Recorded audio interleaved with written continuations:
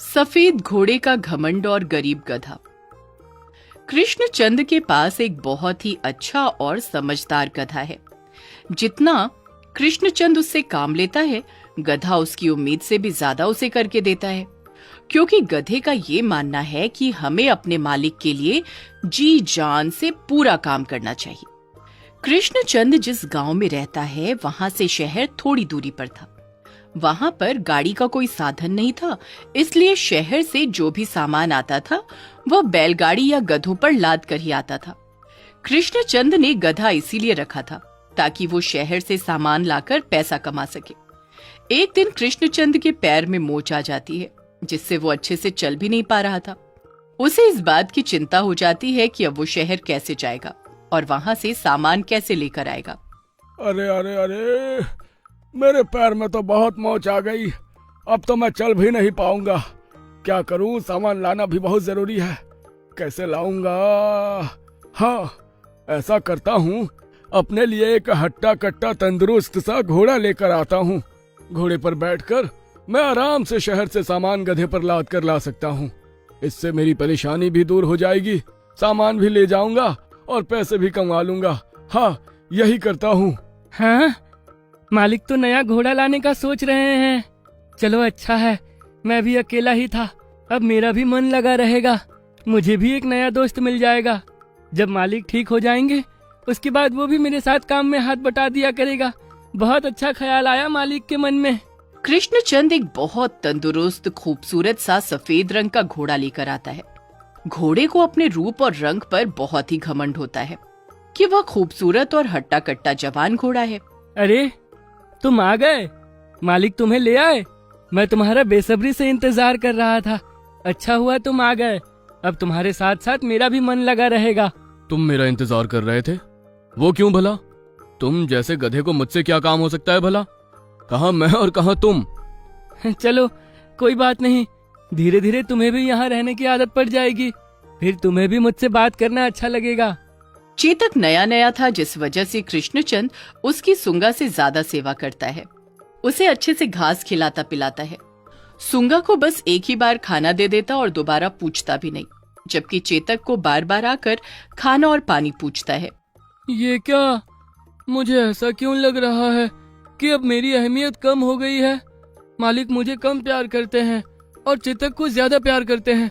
उसे कितने अच्छे खिला रहे हैं और मुझे एक बार डाल के चले जाते हैं, दोबारा पूछते तक नहीं। नहीं नहीं, शायद ये मेरे मन का वहम है। मुझे अपने मन में ख्याल भी दोबारा लाना नहीं चाहिए। मालिक बहुत अच्छे हैं। देखा सुंगा, मैंने कहा था ना, हम घोड़ों की अहमियत तुम गधों से ज्यादा होती है। हमें सब बहुत प्यार करते हैं, इसीलिए तो मालिक मुझे तुमसे ज्यादा अहमियत दे रहे हैं और अच्छे से खिला पिला रहे हैं, जबकि तुम्हें अच्छे से पूछ भी नहीं रहे। इस तरह से कृष्णचंद रोज अपने घोड़े पर बैठकर गधे को शहर सामान ढोने के लिए ले जाता, जब तक उसका पैर ठीक नहीं होता है।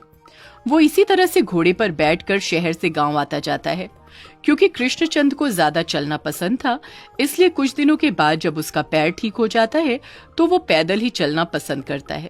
अब तो मेरा पैर बिल्कुल ठीक हो गया है।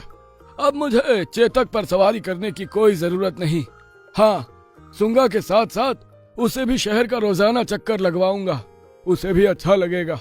कृष्णचंद सुंगा के साथ चेतक को शहर तो ले जाता था, लेकिन उस पर बिल्कुल भी सामान नहीं लादता था, जबकि सुंगा के ऊपर भर भर कर सामान डालता था, जिस वजह से सुंगा बहुत थक जाता था। लेकिन वो कभी भी अपने मालिक से एक बार भी इस चीज के लिए शिकायत नहीं करता। वहीं चेतक में बहुत घमंड था। वो अपने ऊपर बहुत घमंड करता था कि वो एक घोड़ा है और सुंगा एक गधा है, इसलिए उसके मालिक उससे कोई काम नहीं लेता है, बस उसकी सेवा और खातिर करता है। और इसी बात को लेकर वो हमेशा सुंगा को चिढ़ाया करता था। हाय रे, आज तो मर गया, बहुत थक गया हूँ आज मैं। ये तो तुम्हारे रोज का ही काम है। कौन सा तुम आज पहली बार काम कर रहे हो जो इतना थक गए हो? तुम ये क्यों भूल जाते हो कि तुम एक गधे हो? चाहे जितने भी नखरे कर लो, काम तो तुम्हें ही करना पड़ेगा, क्योंकि ये सब करना तुम्हारी किस्मत में लिखा है। हाँ भाई, शायद तुम सही कहते हो, लेकिन इसमें मेरी क्या गलती है कि मैं गधा पैदा हुआ हूँ। मैं भी तो एक अच्छी जिंदगी जीना चाहता हूँ। बिल्कुल तुम्हारी तरह। अरे तुम्हारी इतनी अच्छी किस्मत कहाँ कि तुम मेरी तरह राजा महाराजा वाली जिंदगी जियो। हाँ। फिर एक दिन की बात है, कृष्णचंद शहर से चेतक और सुंगा के साथ घर लौट रहा था। आज उसने सुंगा के ऊपर पहले से भी ज्यादा सामान लाद रखा था और चेतक बिल्कुल खाली चल रहा था, एकदम शांत से। अरे भाई चेतक, मैं बहुत थक गया हूँ। मुझे लगता है आज मालिक ने मुझ पर कुछ जरूरत से ज्यादा ही माल लाद दिया है। क्या तुम मेरी मदद करोगे? आखिर तुम भी तो मेरे भाई जैसे हो। बस एक बोरा अपने ऊपर उठा लो जिससे थोड़ा बोझ कम हो जाए। देखो ना, मुझसे चला भी नहीं जा रहा है। तेरी हिम्मत भी कैसे हुई है सोचने की कि मैं तेरी मदद करूंगा और तेरे साथ बोरे उठाऊंगा? कहाँ मैं राजा और कहाँ तू भिखारी गधा। अब तुम मुझसे मुकाबला करोगे?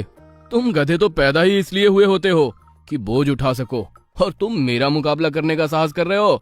चुपचाप से चलो, मैं तुम्हारी कोई मदद नहीं करूंगा। सुंगा को चेतक की बातों का बहुत बुरा लगता है और वो इतना सारा भार पीठ पर लेकर चुपचाप चलने की कोशिश करता है, लेकिन भार ज्यादा होने के कारण सुंगा बहुत थक गया था, जिस वजह से वो एक जगह बेहोश होकर गिर जाता है। अरे ये क्या हुआ? सुंगा तुम गिर कैसे गए? हाँ, शायद आज मैंने इस पर कुछ ज्यादा ही भार डाल दिया था, जिस वजह से बेचारा सुंगा बेहोश होकर गिर गया। ये तो बेचारा बहुत कमजोर लग रहा है और थका हुआ भी। ऐसा करता हूँ, बोरे उठाकर चेतक पर लाद देता हूँ। चेतक, तुम सीधे खड़े हो जाओ। ये बोरे अब मैं तुम पर लाद रहा हूँ। अब इन बोरों को तुम ले चलोगे, क्योंकि सुंगा बहुत ही कमजोर और थका हुआ है, जिस वजह से वो चक्कर खाकर गिर गया है। क्या क्या मालिक, आप ये क्या बोल रहे हैं? मैं ये सब कैसे उठा सकता हूँ? मैं तो घोड़ा हूँ ना। मैं तो केवल सवारी के लिए काम करता हूँ और सिर्फ सवारी उठाऊंगा। ये सामान उठाने का काम तो इस गधे का ही है। चेतक, तुम देख नहीं रहे हो? सुंगा बेचारा कमजोरी के कारण बेहोश होकर गिर गया है, तो अब तुम्हें ही ये सारा सामान उठाना पड़ेगा। तुम्हारे इतने हट्टे कट्टे होने का क्या फायदा अगर तुम किसी की मदद भी ना कर सको। लेकिन मालिक, ये सुंगा नाटक कर रहा है। ये कोई चक्कर खाकर नहीं गिरा है। ये सामान ना उठाने की इसकी चाल है। ये तो है ही नौटंकीबाज गधा, और नाटक करके नीचे गिर गया है। आप इसकी जांच कीजिए। अच्छा, तो क्या सुंगा मुझसे झूठ बोल रहा है? वह काम चोरी कर रहा है, लेकिन उसने कभी ऐसा किया तो नहीं। लेकिन चलो, फिर भी तुम्हारे कहने पर मैं इसकी एक बार जांच कर लेता हूँ। अगर ये बात सच निकली तो मैं सुंगा को नहीं बख्शूंगा, और अगर झूठ निकली तो चेतक, सच में तुम मुझसे बहुत मार खाओगे। कृष्णचंद इस बात की अच्छे से जांच करता है कि सुंगा कहीं नाटक तो नहीं कर रहा है, लेकिन सुंगा बिल्कुल भी नाटक नहीं कर रहा था। वो बेचारा कमजोरी के कारण जमीन पर गिर गया था, जिस वजह से उसे चोट भी आई थी, और वो बेचारा दर्द से बहुत जोर जोर से रो रहा था। ये सब देखकर कृष्णचंद को सुंगा पर बहुत तरस आता है और चेतक पर बहुत गुस्सा आता है, और वो डंडे से चेतक की पिटाई करता है। चेतक, हाँ, तुमने मुझसे झूठ बोला। मैंने तुमसे पहले ही कहा था कि मुझे झूठ बोलने वालों से सख्त नफरत है। अब तो तुम्हारी डंडे से खूब पिटाई होगी। नहीं मालिक, नहीं मालिक, मुझे मत मारिए मालिक। चेतक, मैंने तुम्हें बहुत सर पर चढ़ा लिया है। तुम्हें बिल्कुल आजाद रखा था, तुमसे कोई काम नहीं करवाता था, मुफ्त में तुम्हें खिला पिला रहा था, जिस वजह से तुम में घमंड आ गया और हमेशा तुम सुंगा को बातें सुनाते थे। सुंगा तो बेचारा हमेशा से ही मेहनत का खाता आ रहा है और वो मेरे प्रति हमेशा वफादार रहा है। बहुत हो गई तुम्हारी आजादी। आज के बाद तुम भी सुंगा के साथ बराबर का काम करोगे। जितना भार सुंगा उठाता है उतना ही तुम भी उठाओगे। ठीक है मालिक, जैसा आप कहें। इसके बाद से चेतक का घमंड टूटकर चूर चूर हो चुका था। कृष्णचंद अब चेतक से भी उतना ही काम लेता जितना वो सुंगा से करवाता था। दरअसल कृष्णचंद दोनों में कोई भेदभाव नहीं करता था, वो दोनों को ही बराबरी का प्यार करता था। वो तो चेतक ही था जिसमें घमंड का भाव पैदा हो गया था, लेकिन अब सब सही हो गया था।